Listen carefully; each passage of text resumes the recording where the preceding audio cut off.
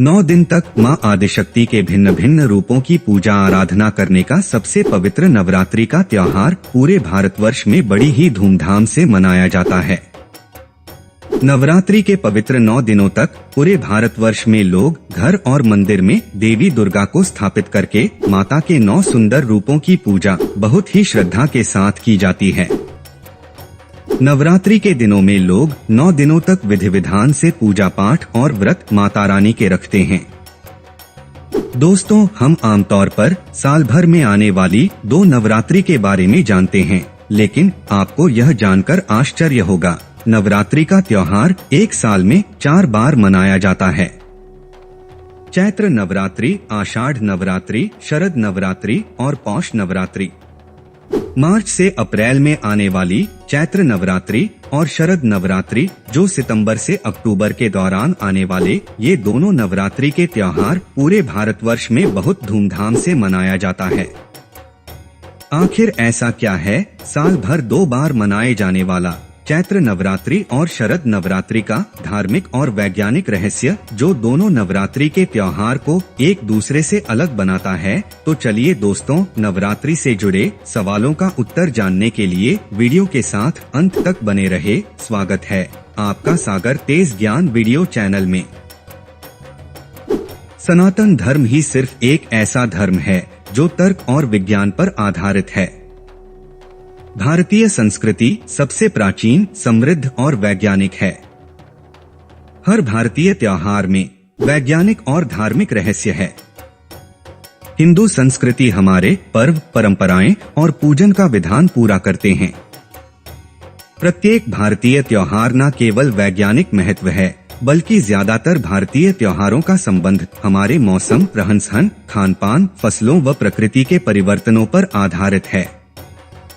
हमारे त्योहारों में जहां पौराणिक कथाओं का उल्लेख मिलता है, वहीं खगोलीय घटना, धरती के वातावरण, मनुष्य के मनोविज्ञान व सामाजिक कर्तव्यों की सीख भी परिलक्षित होती है।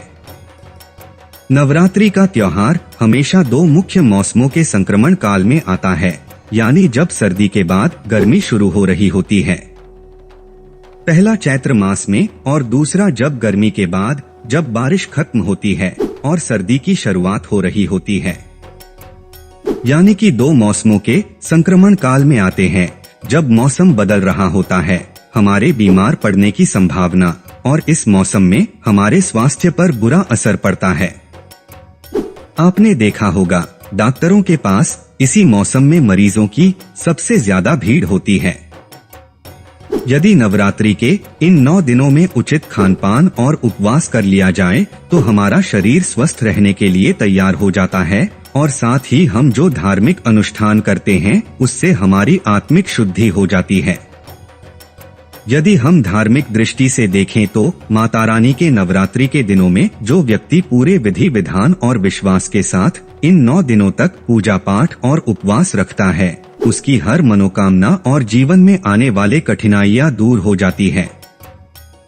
यदि वैज्ञानिक दृष्टि से देखें तो माता रानी के नवरात्रि वसंत ऋतु और शरद ऋतु की शुरुआत में होने के कारण जलवायु परिवर्तन और सूरज के प्रभावों का आपस में संबंध माना जाता है।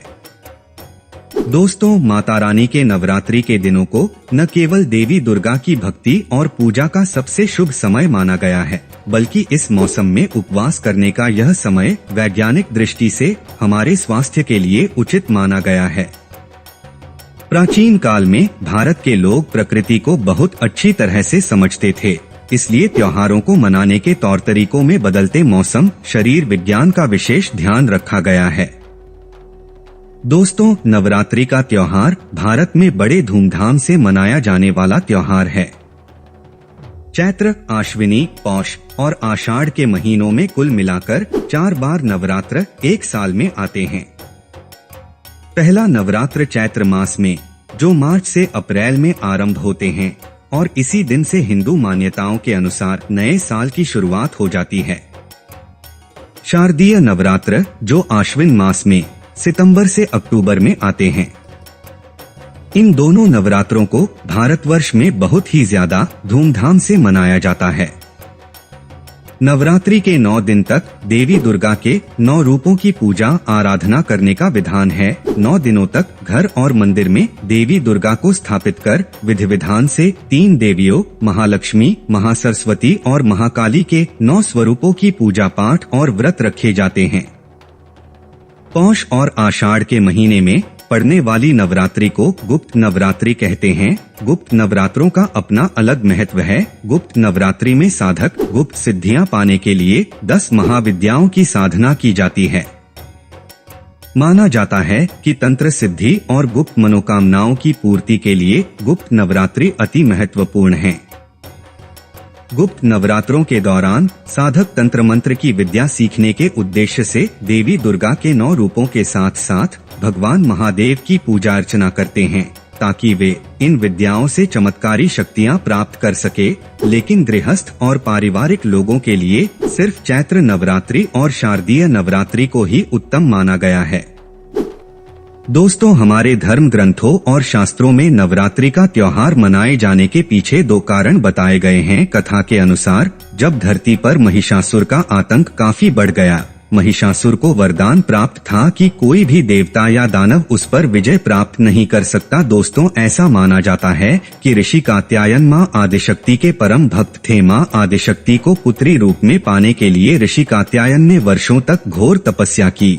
इनके तप से प्रसन्न होकर माँ आदिशक्ति ने इनकी पुत्री के रूप में जन्म लेने का वरदान दिया था। ऐसा माना जाता है कि देवी दुर्गा के निर्माण में सारे देवताओं ने एक समान शक्ति बल लगाया और भगवान ब्रह्मा, विष्णु और महेश ने एक साथ मिलकर अपनी शक्ति से माँ आदिशक्ति को ऋषि कात्यायन के घर पुत्री रूप में जन्म दिया।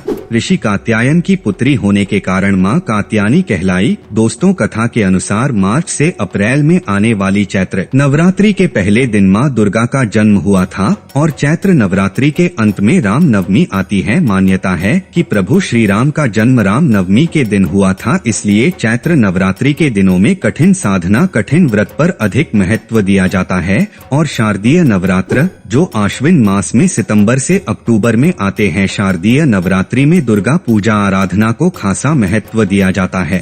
देवी दुर्गा ने आश्विन महीने में महिषासुर पर आक्रमण कर उससे 9 दिनों तक युद्ध किया और 10वें दिन उसका वध कर दिया। और भगवान श्री राम ने लंका पर आक्रमण करने से पहले और रावण से युद्ध में जीत के लिए देवी दुर्गा के सभी 9 रूपों की पूजा आराधना रामेश्वरम में की थी। इसके बाद 10वें दिन भगवान श्री राम ने लंका नरेश रावण का वध कर दिया। क्योंकि आश्विन मास में शरद ऋतु आरंभ हो जाती है, इसलिए इसे शारदीय नवरात्रि के नाम से जाना जाता है और 10वें दिन को विजयदशमी के रूप में मनाया जाता है। इस दिन को अच्छाई पर बुराई की जीत के रूप में मनाया जाता है। दोस्तों, चैत्र नवरात्रि के अंत में राम नवमी आती है, इसलिए चैत्र नवरात्रि में शक्ति और विष्णु दोनों की पूजा आराधना, कठिन साधना, कठिन व्रत का महत्व ज्यादा दिया जाता है। और वहीं शारदीय नवरात्रि सांसारिक इच्छाओं को पूरा करने वाली मानी जाती है। पूरे वर्ष में इन दोनों समय के मौसम में पूजा करने से हमारे भीतर संतुलित ऊर्जा का प्रवेश होता है।